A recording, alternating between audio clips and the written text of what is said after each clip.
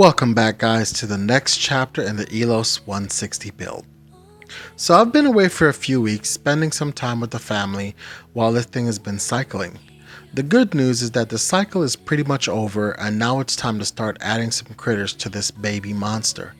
But before we do that, I thought it was a good idea to go over the main character and the supporting cast one last time. So starting with the final aquascape, this literally took me an hour or two with the help of my wife. I thought I needed her help, but really I just wanted company. And because while I value her opinion, I pretty much did what I wanted anyway. The rock I used is of course Aqua Rocher, and this is the final aquascape that I went with.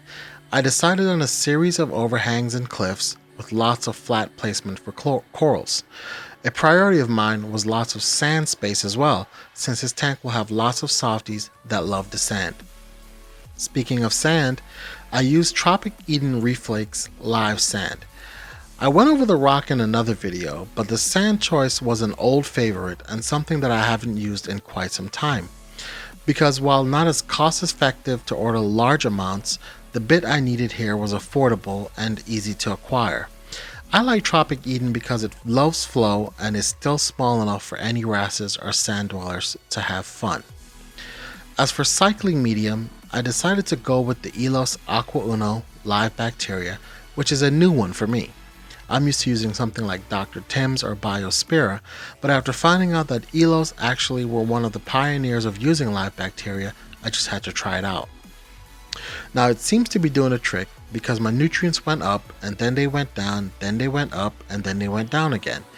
But I'll be doing a video of the ELOS testing kits right before I start adding livestock to the tank so you guys can see how I go ahead and test for all of these things. Now it should be noted that during this cycle I had my light turning on every day at around 15% power. This is because I wanted to get that diatom bloom or algae or whatever else might have happened during this particular cycle. But I really didn't see any of that, but in a sense I'm probably overdue for it, so I'm just expecting it any day now. Lighting is being handled by 3 Radion G4 Pros with diffusers. They're the XR15 one. I did this because while 2 would have been plenty, I went with 3 for even coverage, and although this will be a softy tank, I will probably throw some SPS in there because it's my tank and I can do what I want. Like I said, I never got a diatom bloom and I didn't get any algae blooms either, despite running my light every day, but I'm probably due for both. But the tank has been running for about a month and a half, so I hope I get to skip the ugly stage. Salt is being handled by Red Sea Blue Bucket, an old favorite of mine, and dosing will be handled by something I haven't decided yet. Down in the basement, plumbing the Bashy sump took me about 30 minutes and only around 5 million trips to Lowe's, only to find out that I really didn't need any of the things that I bought. ELOS tanks come with around 90% of the plumbing items needed, and I only needed the odd coupler or barb fitting to put it all together. As for mechanical filtration, I have 2 reactors that came with the sump and the manifold needed to run them, but I don't have an actual need for either one at this time, so I have not put them online. A filter sock keeps the water crystal clear, and my return is being handled by Core 20. Skimmer wise, I decided to go with the Nios Quantum 160. I'm actually not sure if I like this skimmer. It looks pretty and it's extremely quiet, but despite having used tons of skimmers in my reefing career, this one seems to be the special case that is adamant about teaching me something. I'll update it in the next video if I have any success with it. Overall, the Bashy sump is proving to be very effective and easy to use and configure.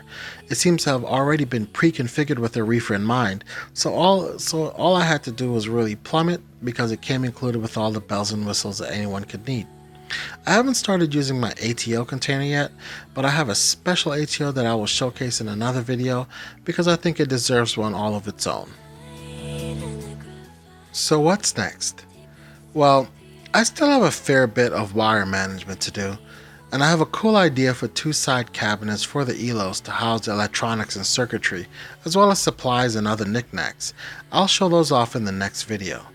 So while waiting for this thing to cycle, my 60-gallon tank is becoming crowded, so it's definitely time to start transferring some items over to the ELOS, beginning with the fish.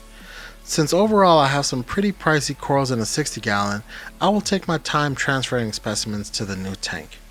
In the meantime, here's some footage I took of the 60-gallon after a water change. These guys can't wait to make it into their new home.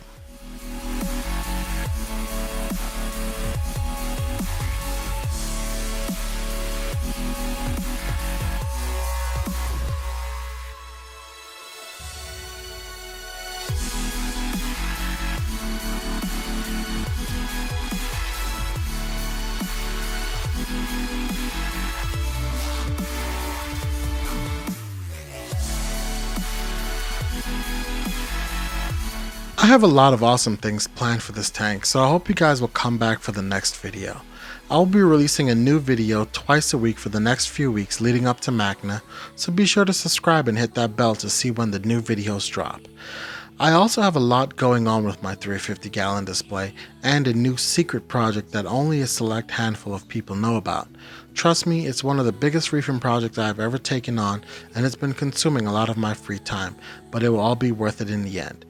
As always, thanks for watching my video, and be sure to leave a comment below letting me know what you would like to see in upcoming videos. You guys keep doing what you're doing, and as always, I'll catch you on the flip side.